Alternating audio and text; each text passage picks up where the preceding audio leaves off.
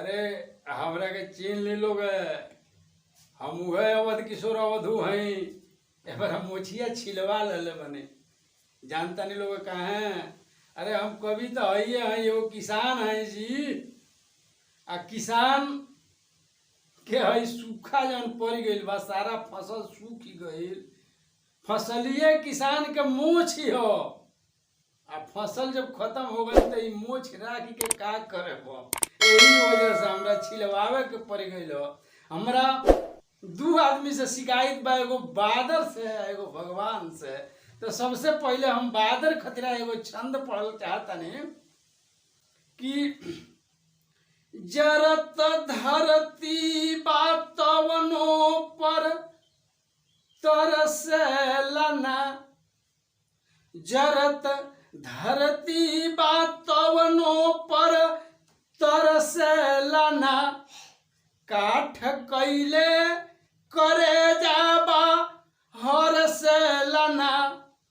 ओह बदरा के माटी जवानी मिलो, बिना गरजे के गरजेला बरसेलना, बिना गरजे के गरजेला बरसेलना, बिना गरजे के गरजेला बरसेलना। परम पिता परमेश्वर से हमरा इहे कहे के बा, इहे विनती बा, इहे वहां से निहोरा बा कि सहल न जाता अब सूखा के अचिको अत्याचार, कहाँ बाड़ो सूतल करतार, कहाँ बाड़ो सूतल करतार।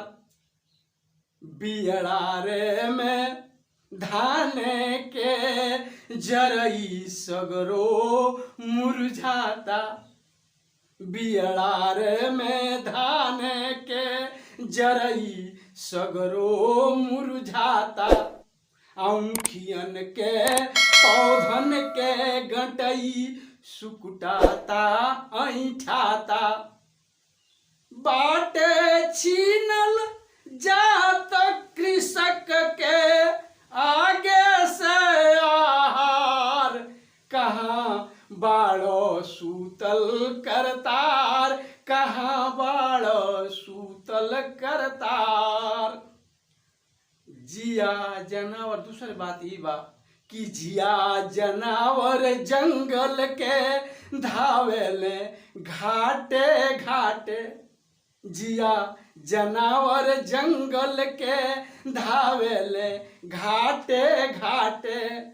सूखी गईल सब ताल तलैया, पानी कहीं न बाटे, जल के बिन कुछ जीव तड़पी के तजत हवन संसार, कहाँ बाड़ो सूतल करतार, कहाँ बाड़ो सूतल करतार।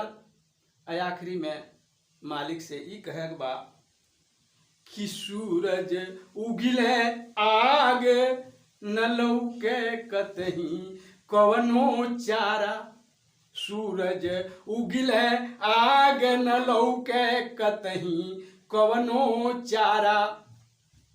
गर्मी के मारे दिनों में देत दिखाई तारा, बरखा बिन हर ओर मचलबा, बरखा बिन हर ओर मचलबा अवधू हाहाकार, कहाँ बाड़ो सूतल करतार, कहाँ बाड़ो सूतल करतार।